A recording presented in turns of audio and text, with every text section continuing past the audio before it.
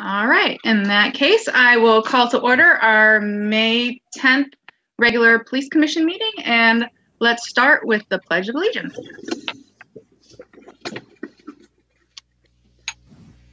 I pledge allegiance to the flag of the United States of America, and the republic for which it stands, under God, one nation, under God, with liberty, indivisible, justice. justice for all. Thank you. Commissioner Fogarty, could you please read our correspondence this evening? Yes, I will. Thank you.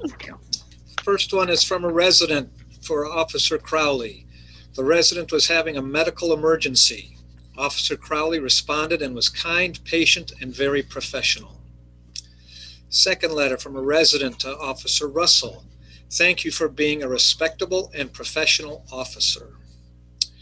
And the last one is received from a resident and family to the Simsbury Police Department. A resident and her family wrote in to express how appreciative they are of our service. Your continued sacrifice and dedication to keeping everyone safe is deeply appreciated. And that's the summary of letters. Thank you, Terry. The next item on our agenda. Jenna, yes. I'd like to make a motion to move the Spirit Council to the next piece of business, and then we can get them out of here, and then we can carry on short or long. Second. All right. Do I have a second? Second. Mr. Long. All right. Any opposed? All in favor? Aye. Okay. Aye. In that case, let's move the Spirit Council to next. And Cheryl Cook and Lloyd Hugh, I turn it over to you two. Thank you. Go ahead, Sarah. Thanks, Lloyd. Thank you so much for inviting us here tonight. We very much appreciate the opportunity to have a chance to talk with all of you and to give us the opportunity to explain a little bit about the Spirit Council. Some of your members here have been to our meetings. Chief Bolter is part of our group, as is your Commissioner, Tanisha Grant. But we felt like it was important to reach out to the boards and commissions to see if there was anything we could do to help promote both your mission and our mission of serving the people of Simsbury. So we have a short slide presentation that was prepared by members of the council. And you can see that. Lloyd, do you want to talk us through it? I could. All right. So again, thank you for inviting us, and now I appreciate being here. And so the Spirit Council, basically, it means the Spirit means Simsbury problem identification and resolution of issues together. And the Spirit Council was formed in February of 2019 as a result of the blackface incident that took place in the high school in Simsbury. And that took place in February. In May, the Department of Justice had a town forum, and from that, the Spirit Council was formed. In October of 2019, the Spirit Council convened its first meeting. And there have been many meetings that have been that have occurred since then. In July of 2020, the Spirit Council launched its first Let's Talk Simsbury with the Simsbury Public Library. And this is, as we'll get to further, we'll talk more about that. But it's just to kind of highlight some of the things that the Spirit Council is involved with and that it does. And as I'm going through, if there are questions that comes up, feel free to interrupt and ask. So I think we can probably move ahead to. Yes. So the Spirit Council consists of 3 chairs: Cheryl Cook, Nicole Kodak, and Tanisha. And there are a number of members on that committee. The town actually voted in September, I think it was, it was in September of 2020 that the town officially created the Spirit Council. Within the Spirit Council, there are different subcommittees. We have the Outreach Committee, which I'm presenting here, and then we also have the Let's Talk Committee. They do the monthly meetings, and I think on that, and Kosali is the chair of that committee. And then we have another committee that does research. And I think on that committee, Rebecca Hatch is the liaison, the chair for that committee. So we also have a new one. I'm sorry to interrupt you, Lloyd. But feel free. At our last meeting, actually at the last Board of Selectmen meeting, the Board of Selectmen asked us to form a new subcommittee to address housing issues. So at our meeting following that, we developed a new subcommittee devoted to housing issues. Our committees are advisory committees to the Board of Selectmen.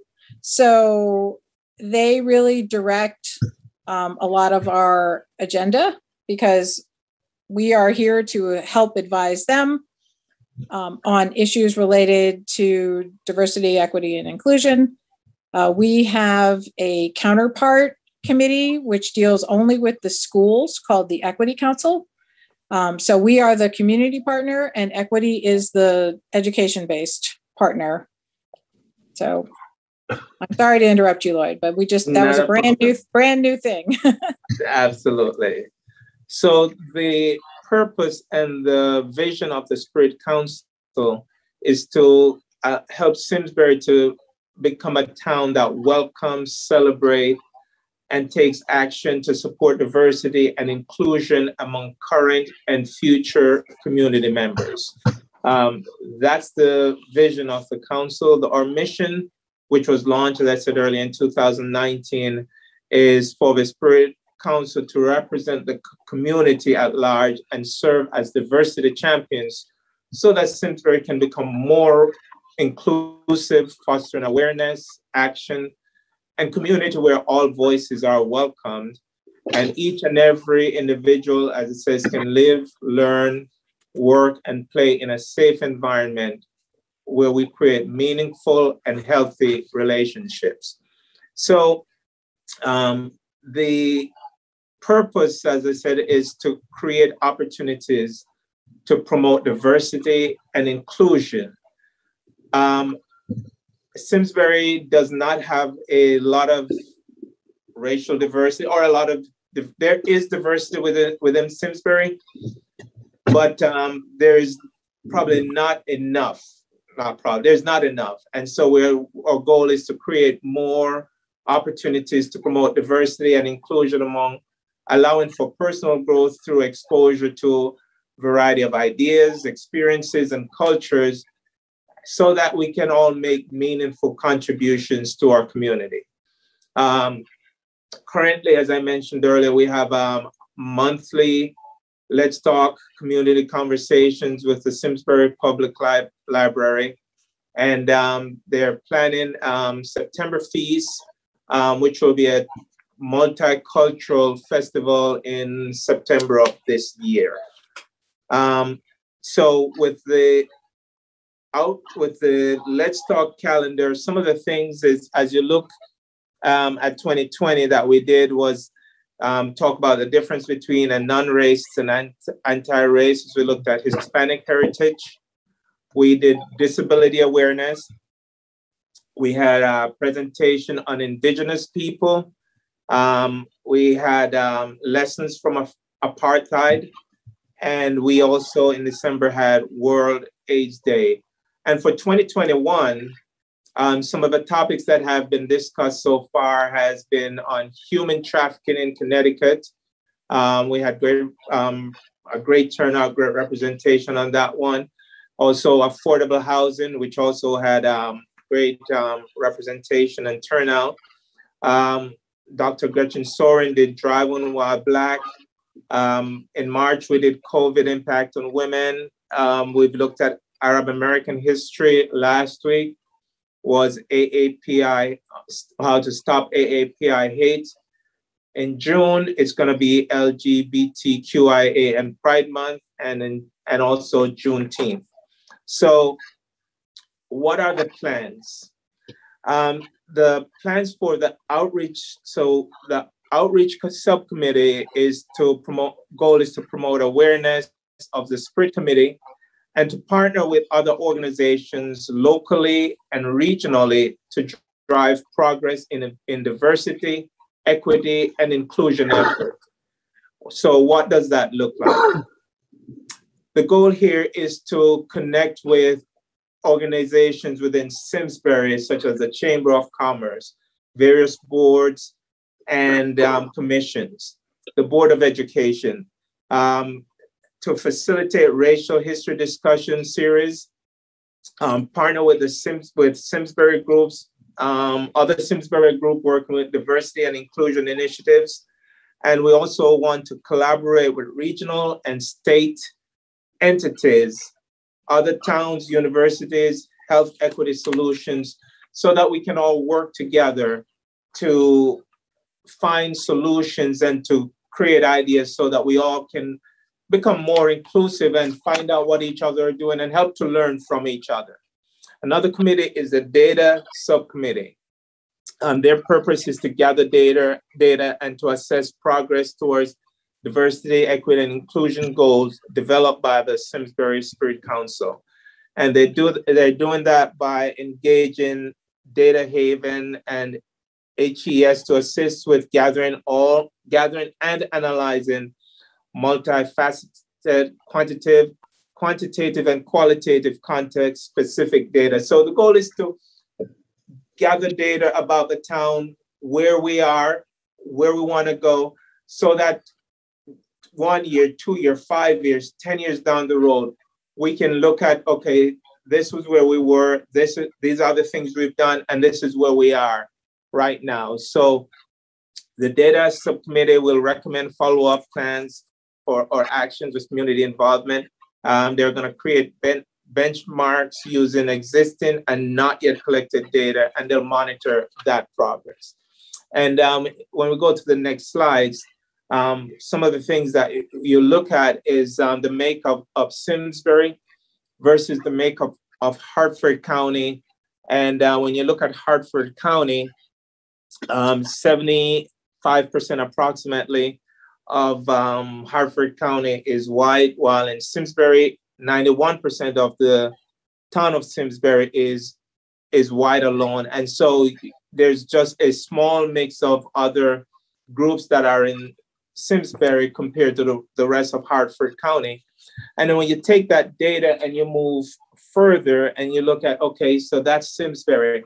How does that spread out through the town? What does that look like as we're looking at our offices or services provided?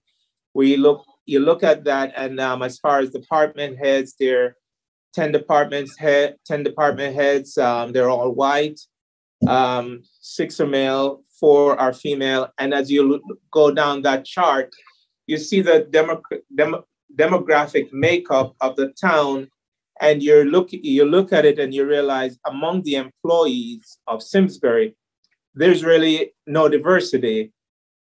There's less diversity in the employees, among the employees, than there is within the town. So these are things we can look at and say, if we want to serve everyone within the community and have great representation, how do we look at these issues and address these issues?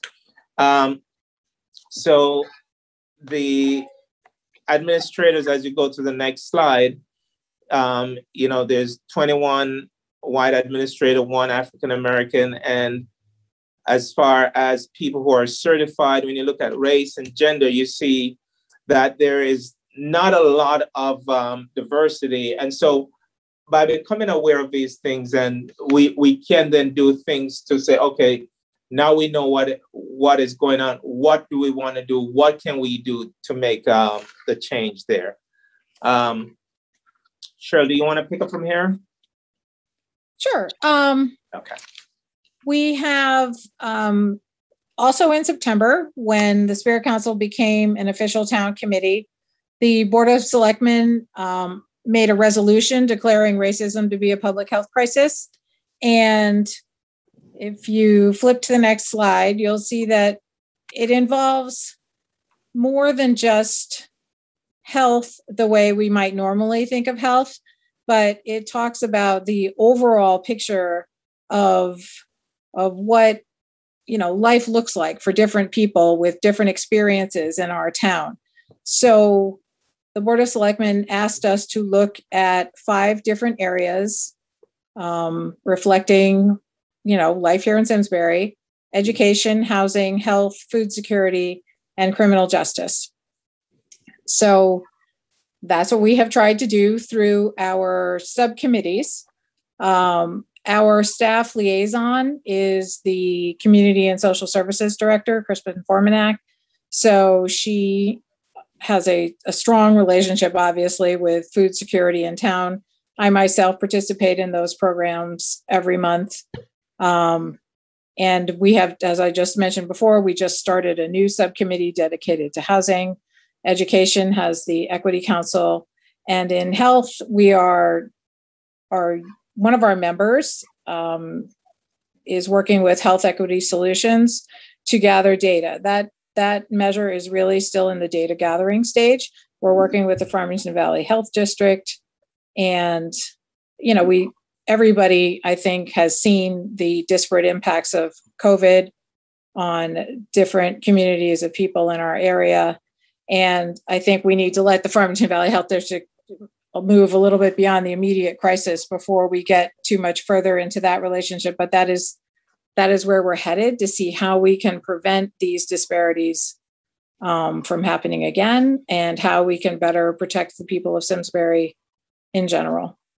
So I think if we flip to the last, this is just what I just mentioned, how we're covering the 5 areas the Board of Selectmen highlighted. And this is just a recap of the 3 original subcommittees. The public library has been a great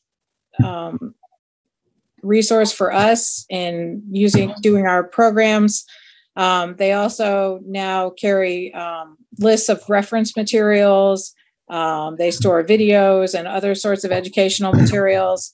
They also have kits for school children to learn more about diversity. And I think it's important to mention at this point, because lots of people ask this question, if diversity and inclusion only has to do with race. And the answer to that is no, it doesn't. It has to do with religion, sexual orientation, people with disabilities and accessibility. So it has to do with socioeconomic status. There is a lot of things that go into this discussion of inclusion, and race is certainly one of them. But I know it's a question we get a lot, and I'm sure many of you are thinking that because it's natural to think that. But the Spirit Council was really born originally when, with the synagogue shooting in Pittsburgh, was when we first had a discussion of a group of people in town coming together to foster more awareness of people with different backgrounds and different experiences.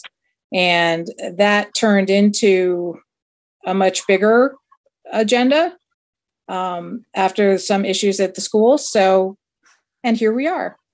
So we're here to say, take your questions, see if there's anything you would like to know about what we do, or if there's any way that we can, bring more engagement, awareness, information to help you.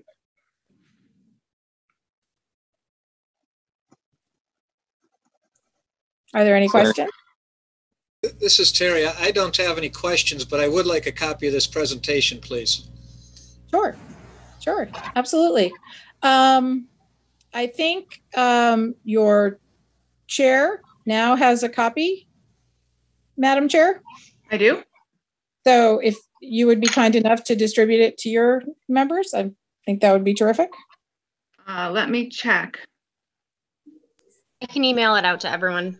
Okay, thank you, Kelsey, because I don't have it yet. Oh, okay. That's okay. I want to thank you guys for coming, and I appreciate all of the information. I agree with Terry that that was an excellent presentation. And does anyone on our committee have any questions? Anything you want to address? Nothing from Terry. Just want to say thanks for what you guys are doing. Thanks, Travis. Thank you.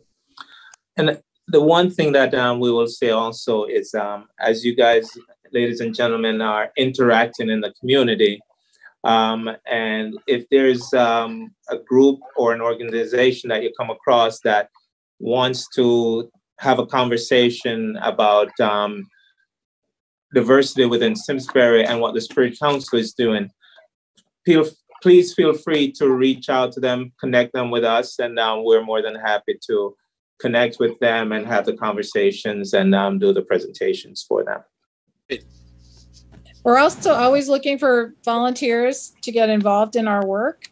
We're certainly all looking forward to when we can do a lot of this in person, because I think that will be much more meaningful.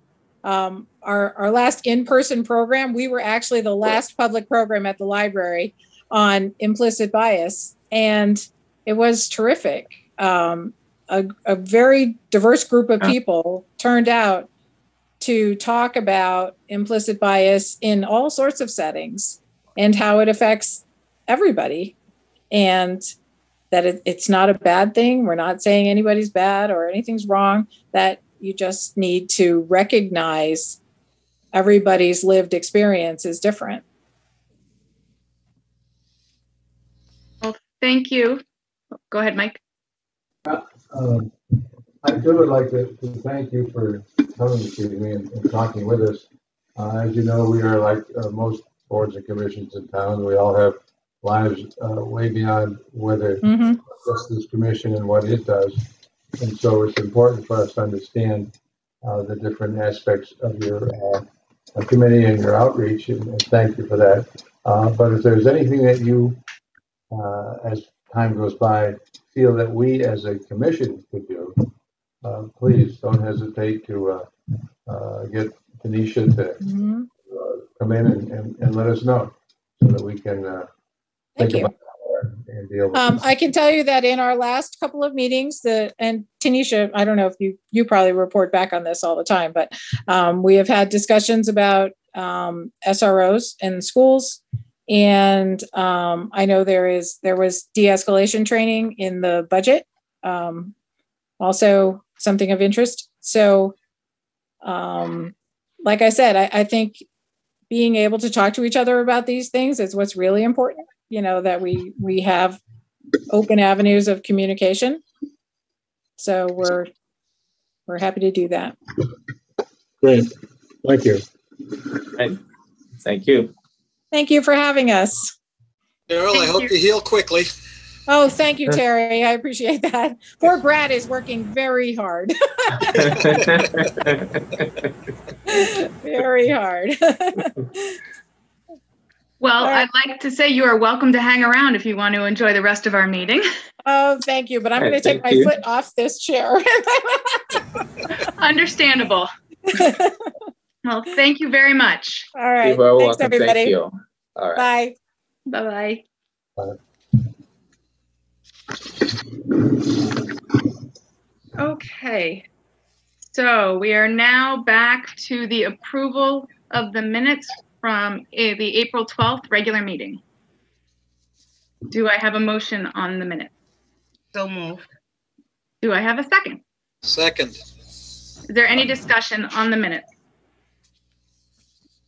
Okay. Jenna, did we capture dismissing the investigation? Did we capture that the way we should have? I mean, basically, we're just saying your opinion was we didn't need to dive into it any further. Was that substantial enough, or was that the only grounds? I'm just trying to recall if we had it. logic to put an end to that? Well, it was discussed in the old business portion of the minutes where we had it laid out about the specific incident with the Foot Locker and the various reasons on why our formal complaint process and how it should be addressed. And Is that what all I'm you mean? getting at is we document there in the one sentence, it's Commissioner Fogarty's opinion that there's no reason to reopen the investigation, and we leave it at that. And I know we talked about it a little bit more. Was there more that we needed to put in there, or is that sufficient? And I just throw that out for the group. Knowing that we talked about it a little bit more, does that sentence capture it well enough? Do you think, Travis, there should be something further in it? Do you feel that there should be something further said there? I just feel like, Mike, the words are being scrutinized very heavily, and I'm okay with the way it's written. I just, if there was more of a something that carried a little more gravitas in the way that we said that we were not going to move forward with that investigation, like basically, hey, this has been investigated ad nauseum, as opposed to just it was Jenna's opinion. That's all I'm getting at. If there was something else that captured a little bit better. Well, I think that these minutes are a summation of the discussion that we had, and if you look back at the tape, I think you'd see all of the different viewpoints that were raised during our discussion, and that this summation, I think, just says it's over. That's all. Fair enough, Terry, and that's a good answer. If the rest of the group feels the same, that it summarizes it well enough. Tanisha, how do you feel? Does you think it accurately explains the position, or do you want to articulate further? No, I think that we went through it through like about 3 or 4 police commission meetings already, and your summation of it being no further investigation is fine. Okay, I agree. Any other discussion? Are you good with that, Travis? I am. I just put you on the hot seat. Me, hey, Trav, that'll do the trick. Then okay. Okay. In that case, all in favor to approve the minutes? Aye. Aye. Aye. Aye. Any opposed? So carried. Next on the agenda is old business. Does anyone have any old business? Nope. Okie doke. Next on the agenda are the reports. The chairperson report, that's me. I just have a couple brief things. On April 22nd, 2021, Stop Asian Hate Rally was held in Simsbury. Chief Bolter spoke at the rally and did a great job. He focused on building relationships between the officers and the public, especially within communities that might be hesitant to reach out to the officers. And I just think he did a great job. I also note that the police department has put a link on its Facebook page that you can report hate crimes through the FBI. So I wanted to put that out there in case anyone missed it. You might have heard we had a budget referendum on May 4th. It passed, and that included our budget.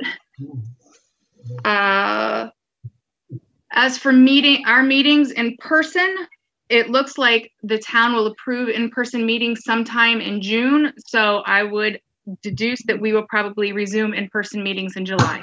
As always, I will keep you updated when I know. And last but not least, earlier today, the police commission received an email of correspondence, which I forwarded to you guys. And I just wanted to make sure everyone got it. I did. And that concludes my report. So I will now turn it over to the chief for his report. May I ask a question? Nope. Absolutely. Traditionally, there has not been either a July or an August meeting, one or the other. There's usually 1 month in the summer that seemingly there's very little that comes up for this commission to consider, but I don't know whether that will be the case this year or not, but I think we should be ready that if it seems like that's going to happen, you may end up canceling one of those meetings. Okay. But it's good to be aware of the dates now so that, you know, we can put them in our calendars, but it just may happen that way. Steve, is that, am I right on that? Is a possibility? So, and I know for like the Spirit Council, we're not having July and August meetings. Okay, Okay, thank you. Mm-hmm. We'll kind of keep our pulse on what's going on and go from there with tentatively having the dates available for meetings if we need them. Now it's all yours, Chief Bolter. Thank you, Commissioner. Good evening, everybody. The public safety radio system is still progressing forward. Marcus Communication continues to work on that system. A brief update on personnel.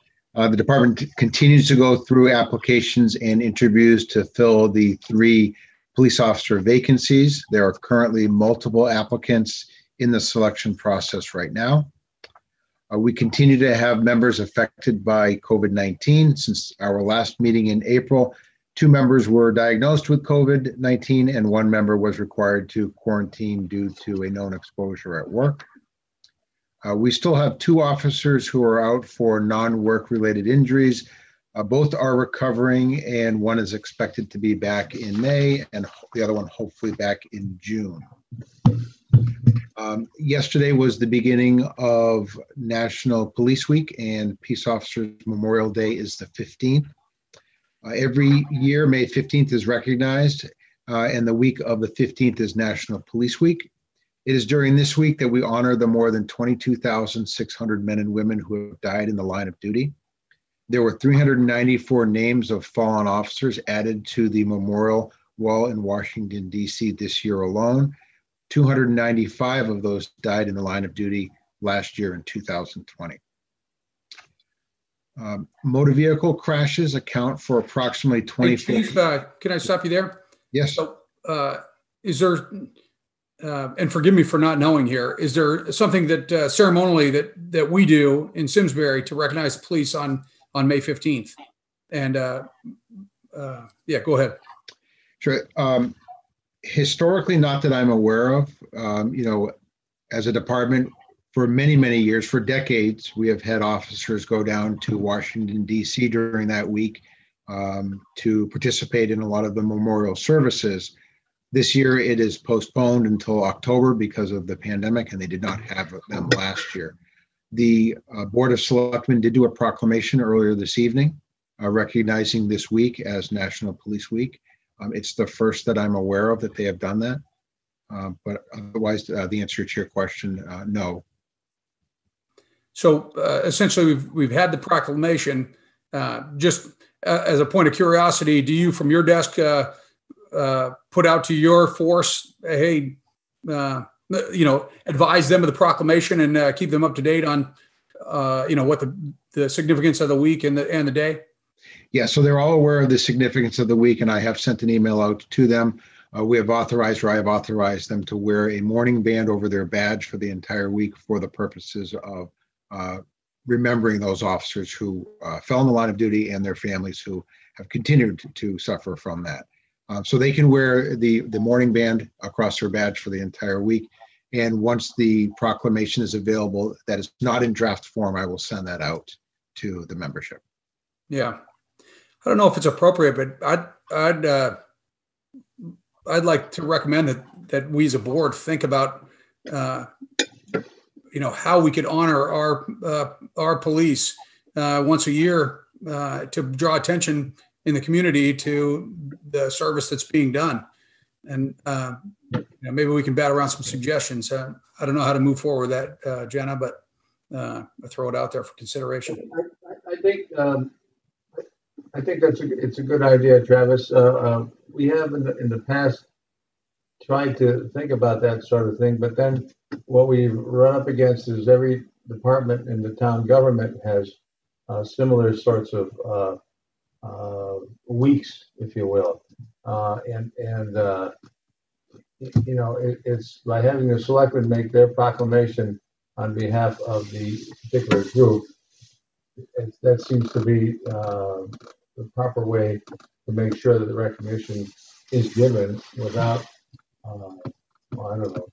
You know, we could have a celebration a week for That's right. I get your point. There's a lot of people doing great work in the town, and so maybe the proclamation is right. But Chief, I'd be willing to chip in a few bucks for a barbecue in the parking lot. I'd be willing to go. I'd be willing to go. Yeah. Right. I hate to leave it at that, Mike, but maybe it is what it is. Give it some thought. Yeah, I was going to say, percolate, let it think on it, and then if the commission comes up with something, absolutely, we should discuss it. Let's put it in the agenda for the next meeting, please. That would be a great way to get the community involved in the police department, which is what the charter says, that as police commission, that's what we should be doing. So. Thank you. Thank you very much. Motor vehicle crashes account for approximately 24% of the line of duty deaths. So in 2019, that was approximately 27 officers who died because of motor vehicle crashes. Job-related illnesses accounts for about 28% in the line of duty. So that's about 32 officers not last year, but 2019. And then attacks on officers account for approximately 35% of those killed in the line of duty. So in 2020, last year, that was about 40 officers who were killed by attacks from people. As I mentioned earlier, the sworn members of this department were authorized to wear memorial bands on their uniform badges during this week to honor all those who have lost their lives, but specifically to the 152 police officers throughout Connecticut who have lost their lives on duty. The bands are a display of support for our families, friends, and surrounding communities who have lost a loved one or a guardian. Commissioners, that's all I have to report. Thank you. Mike? Yeah, Nick, I was just curious, how many of our police department personnel are not yet fully vaccinated? We keep hearing each month about more illness. Are we close, or is it? I just have no idea. Yeah, so we're currently in a sort of a tally process right now to figure out what our numbers are. The last time that we checked, the estimate was between 50 and 60% of our personnel are vaccinated. So between 40 and 50% are not? Are not, correct. Okay, Let me just ask a question. Are they mandated to do it? No, they are not. So, Mike, I'm not sure. I mean, other than just a positive press, I'm not sure you're going to see substantial gain. I'm not sure either. I just wanted to get an idea of how many there were. Yeah. I think that's an extremely high number myself. Yeah. Or not. Particularly with the closeness of our meeting with the public. But hey, I'm just curious. I was also wondering, Chief, I know that you had a command performance this evening before this meeting, and I was just curious how your appearance before the Board of Selectmen went. I didn't have to watch it. I think it went well, but that's just one opinion. So I spoke for about 10 minutes or so on mostly traffic complaints and then our response to that. And so some of the key things that came up was that people are driving a little bit differently in 2021 than they did in 2020, than they did in 2019 and 18. We had 460 accidents that we investigated in 2018 and 2019. It dropped significantly, thankfully, in 2020, but that really is because nobody was out and about. Right. We saw those who did go out, people were not traveling to work. There was no rush hour. There were no lines anywhere. Those numbers are starting to slowly creep back up now. And certainly we have all observed driving behavior is very different right now. So we're trying to tackle the issue of speeding and aggressive driving. Our number of complaints have increased. What's interesting to note is for the last 5 years or so, we haven't handled the complaints of speeding or traffic light violations or stop line violations in sort of a traditional manner of just sticking a cruiser out there and watching for violators. We've really done some either partial assessments or full assessments of the entire area, which means looking at line of sight issues that may be causing either accidents or causing people to not drive safely. Stop signs, are they reflective enough? Roadway markings, roadway signs, all sorts of things we've been looking at, and even engineering issues. So we've been doing that. It takes a lot of time. Traditionally, we had our traffic enforcement officer do a lot of that. So that traffic enforcement officer was an officer who was assigned. It was Gary Gray from 2008 through 2017, and we had to pull that assignment because we had a series of staffing level issues. So we have not been able to get our staffing levels back up so that we could support having a traffic enforcement officer out there, which is just a dedicated person who doesn't have to get interrupted by calls for service, for criminal investigations, or alarms, medical calls, things like that. They're dedicated to go out there and put out our traffic survey equipment. That will determine the number of vehicles traveling on a road, the speed of those vehicles, the types of vehicles, the peak hours, things like that. So now we're using our community services officer solely to do that. And then that pulls from that community services officer on the things that he currently needs to do. So we're looking at training some other personnel in aspects of what we look at about roadway markings and signage and things like that, and trying to address the issues that way, but it takes a significant amount of more time. But I think it's a much more holistic approach. It's a better approach than just sticking a cruiser out there, because clearly we do not have enough cruisers and enough officers working at any given time to be over the entire town.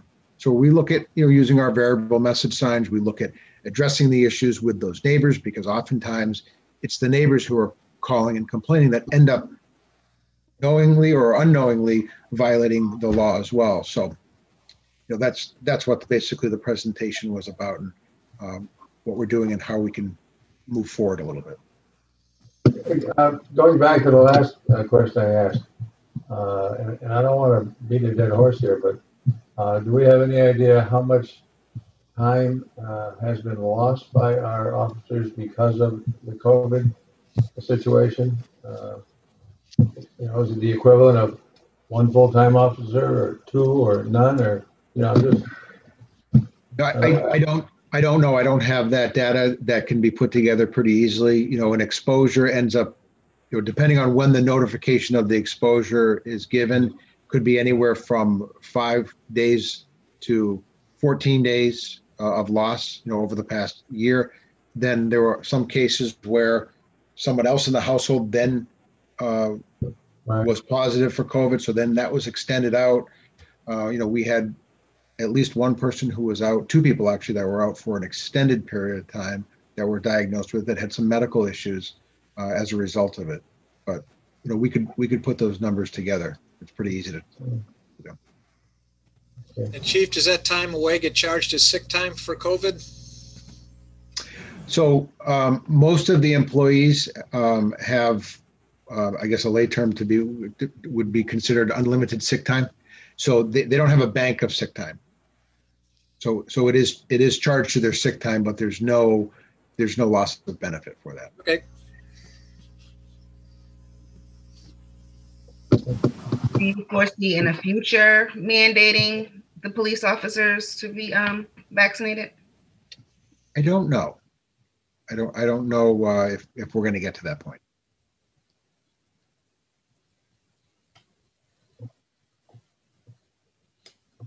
Any questions?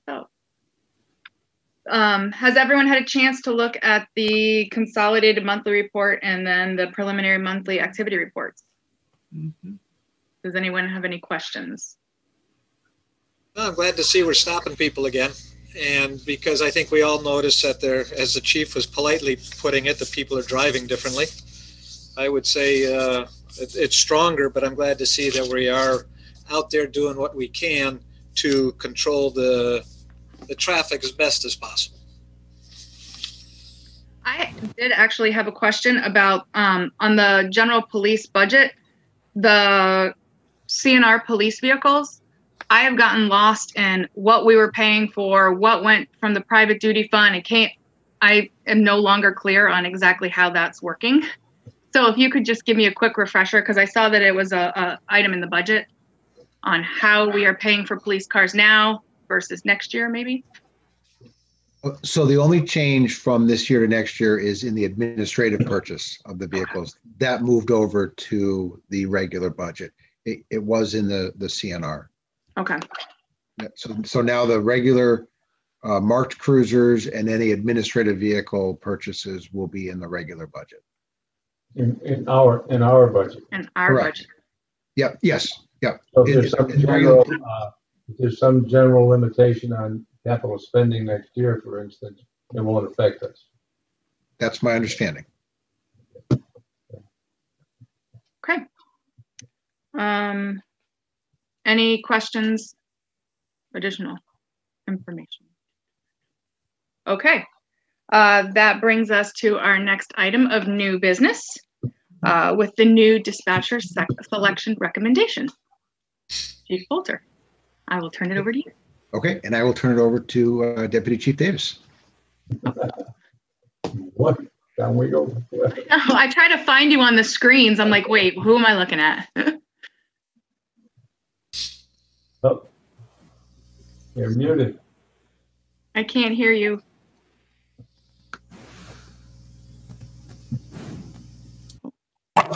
How's that?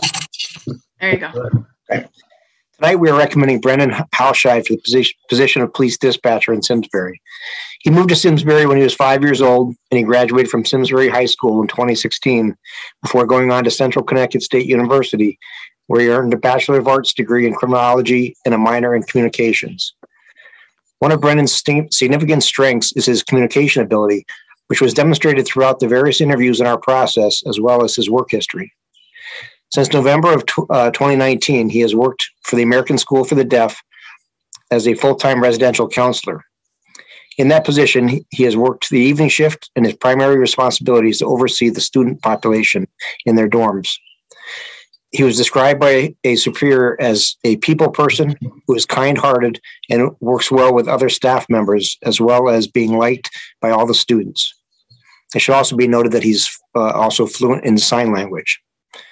Brennan has also previous emergency dispatching experience, having worked for the Simsbury Fire Department as a part-time dispatcher since December of 2018. In this position, Brennan has demonstrated experience in answering phones and dispatching emergency services related to the fire department. While he's worked for the fire department since 2018, Brennan has actually been active with the fire department since 2013 when he joined the department as a junior firefighter. Brennan continued as a volunteer firefighter, responding to the fire and rescue emergencies until 2019. Throughout his time in both volunteering and working in the for the fire department, Brennan has established strong working relationships and is well liked in the fire service. In the background process, his supervisor was interviewed and recounted a fire emergency that Brennan had been responsible for dispatching. He stated that Brennan remained calm and appropriate throughout the incident, and that his exemplary performance during the incident has been noted by other members of the fire department. Throughout his life, Brennan has demonstrated excellent communication skills, a calm and consistent demeanor, and a strong desire and commitment to community service. His interest in this position is consistent in that endeavor, as well as he seeks to work in his hometown of Simsbury as emergency dispatcher. We would like to introduce you to Brennan Halsheid. Welcome, Brennan. Hello, everybody. How are you? Good. How are you? Good. That was a very great explanation and introduction. Thank you for that. I guess I just am here to answer any questions that you guys may have of me. Personal, educational. I'm really an open book, so I'm here to answer some questions. And if you guys have it. Well, I appreciate all of your experience with dispatching already, especially in emergency situations such as the fire is in. So I don't have any questions or concerns. The chief, as he has quite the process for hiring new people, I think if the chief and the deputy chief come forward with a name, you're good to go. I hope so. I hope to provide an exemplary service transitioning from the fire side to the police and EMS side. I feel like it's going to be a great transition, and I look forward to doing it. I think there'll be a lot of ribbing that you'll take from the fire department, but other than that, it should be good. Yeah, everyone's already kind of bugging me. Hey, why are you leaving us to go over there? What's so great about them over there? They have more comfortable chairs. Yes. Commissioner Long. Yeah, I don't mean to in any way to mix church and state, but I have one word to say in welcoming you, and that's hallelujah. Yes, thank you. Thank you so much. Good luck.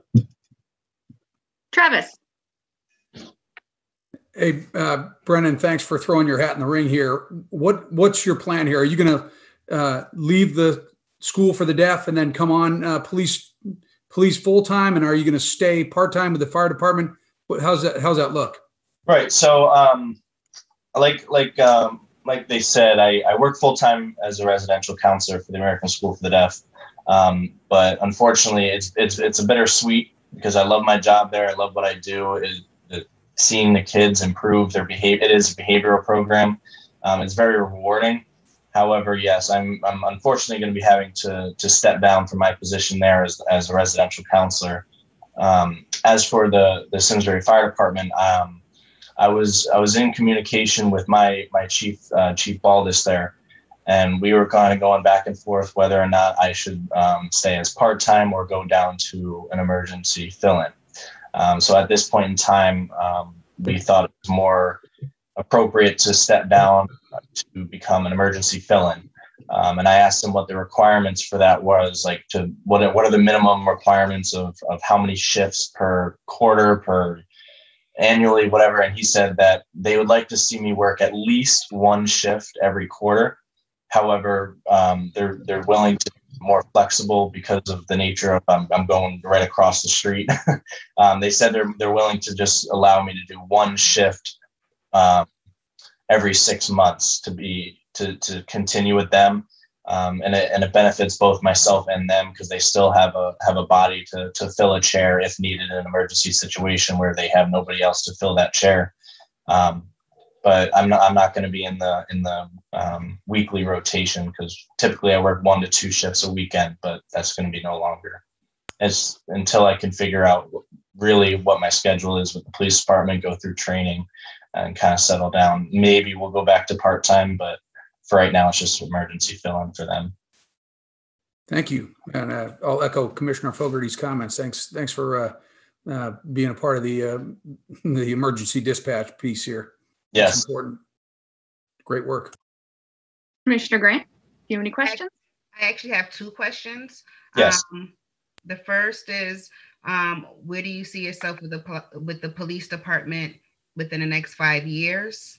And the second question, after you answer that, do you see yourself furthering your education? Yes. I don't know which one to answer first, but I'll answer them in order.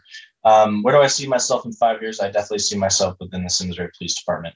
I honestly, I've been a dispatcher for, I believe one of those years where may have been incorrect. I think I started in 2017 as a dispatcher. So I have extensive history with being a dispatcher, and I went to school thinking, oh, I'm going to be a police officer, I'm going to be a detective, I'm going to be in the FBI. And then I got that job experience of dispatching. I said, hey, this is really what I enjoy doing. This is something that I can see myself doing for a very long time. I always said, I told myself I would never be an office person, but being an office person in a field that I enjoy is really something that I see myself doing in the future. So I don't plan on changing career paths in the next 5 years. And with that being said, continuing my education, absolutely. Right now, no, just because of how young my daughter is. I got so much stuff on my plate. I don't see myself adding another coursework or another college class at this time, but absolutely, I would love to further my education. Thank you. That answered my question clearly. I think I'm allowed to send you to another room so that we're allowed to talk. Is that correct? Do I remember that correctly? Yes, I can put him I back am in the waiting comfortable with room. that. Yeah. You'll have to see my daughter's crib, but I think Kelsey knows how to do it, but I want to make sure that I don't accidentally discombobulate everybody. So I don't have to physically leave. I can physically leave the room. No, but I can put you in the waiting room. Okay. All right. So we'll see you in a few minutes, Brennan. All right. Thank you. All right, he's in the waiting room. Okay.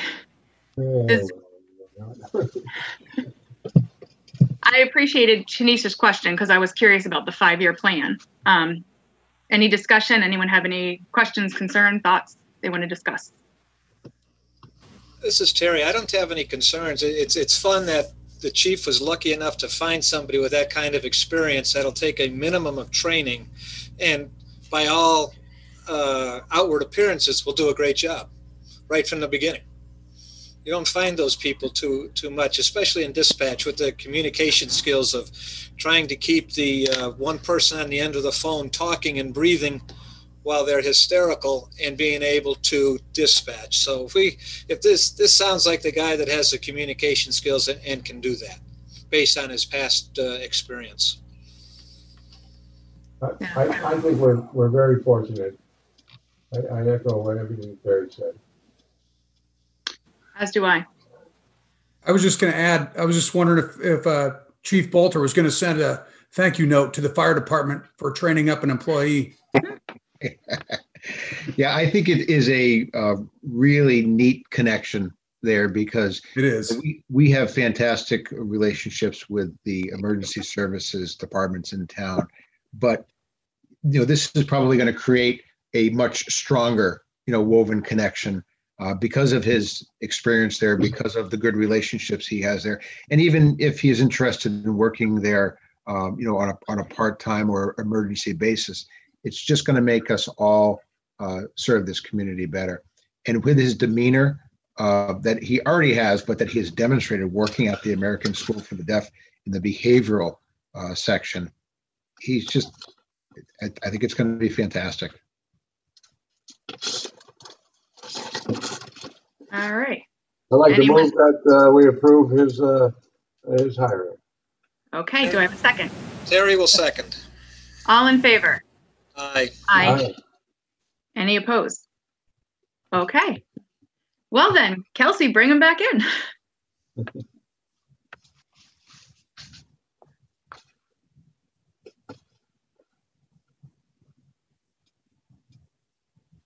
Hello.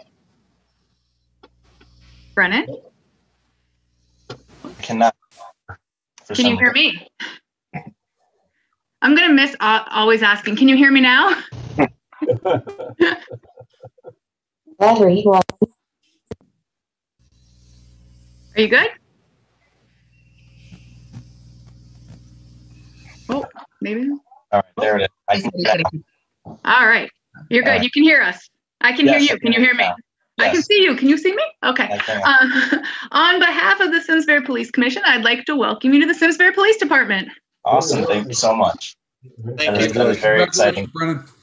Thank you. Congratulations. So much. Thank you. I really look forward to working with the police department, and this is really the only department that I look forward to being a part of. And me growing up in Simsbury, I have such a connection to the town. And it's going to be awesome to give back to the town in my position now. Thank you. Thank you. Is there any other questions after the fact that anybody has, or are we all? What is your favorite color? It's either blue or red. I'm not sure yet. It's blue. Blue or Look red. At your audience, it's blue. Might like a touch of gray. Who knows? All right. We have had our Spirit Council presentation, which brings us to the last item on our agenda, adjournment. I would like to move that we adjourn. Do I have a second? I'll second that. Oh, Go ahead. I will take Tanisha's second. All in favor? Aye. Aye. Good night. Have a great night. Officially Night. adjourned. Good night. Thank you. Thank you. Have a good night, everyone. Kelsey, Yes. I will swing by tomorrow to sign the minutes. Perfect. I'll be there all day. All right, I'm thinking like 10-ish. Perfect. All I'll right, see you then. I'll see you then. Bye. Bye.